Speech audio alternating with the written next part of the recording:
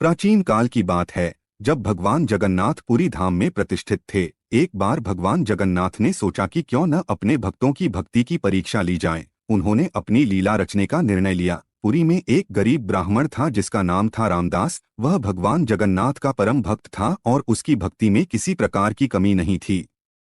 रामदास रोज भगवान की आरती और पूजा करता और अपने छोटे से घर में भिक्षा मांगकर जीवन यापन करता था। एक दिन भगवान जगन्नाथ ने अपने भक्त रामदास की भक्ति की परीक्षा लेने का निर्णय लिया। वे एक वृद्ध व्यक्ति का रूप धारण करके रामदास के घर पहुंचे। वृद्ध व्यक्ति ने रामदास से कहा, हे ब्राह्मण, मैं बहुत भूखा हूँ, कृपया मुझे कुछ भोजन दो। रामदास के पास केवल थोड़ा सा चावल और कुछ सब्जियां थीं, जो उसने अपनी रात के भोजन के लिए रखी थीं। परंतु भगवान का यह रूप देखकर उसकी करुणा जाग उठी। उसने तुरंत ही वृद्ध को भोजन परोसा और उसके आराम की व्यवस्था की। वृद्ध व्यक्ति ने भोजन ग्रहण करने के बाद कहा, तुम्हारी भक्ति देखकर मैं अत्यंत प्रसन्न हूँ। मैं तुम्हें एक वरदान देना चाहता हूँ। रामदास ने नम्रता से कहा, मुझे भगवान का आशीर्वाद ही काफी है, मुझे किसी और वरदान की आवश्यकता नहीं है। वृद्ध व्यक्ति ने मुस्कुराते हुए कहा, तुम्हारी यही भक्ति और नम्रता तुम्हें ईश्वर के और भी निकट ले जाएगी।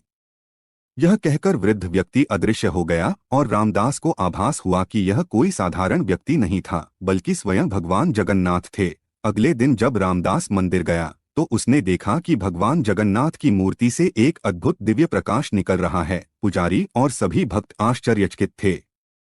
तभी भगवान जगन्नाथ की मूर्ति से एक आवाज आई, रामदास, तुम्हारी भक्ति ने मुझे प्रसन्न किया है। तुम्हारी निस्वार्थ सेवा और त्याग ने तुम्हें सच्चा भक्त साबित किया है। इस घटना के बाद रामदास की भक्ति और भी प्रगाढ़ हो गई और वह भगवान जगन्नाथ के सच्चे भक्त के रूप में प्रसिद्ध हो गया। भगवान जगन्नाथ ने अपनी लीला से सभी भक्तों को यह संदेश दिया कि सच्ची भक्ति और निस्वार्थ सेवा ही भगवान को प्राप्त करने का मार्ग है। दोस्तों, ऐसे ही और वीडियोस के लिए हमारे चैनल विवेक एआई स्टोरीज को सब्सक्राइब करें।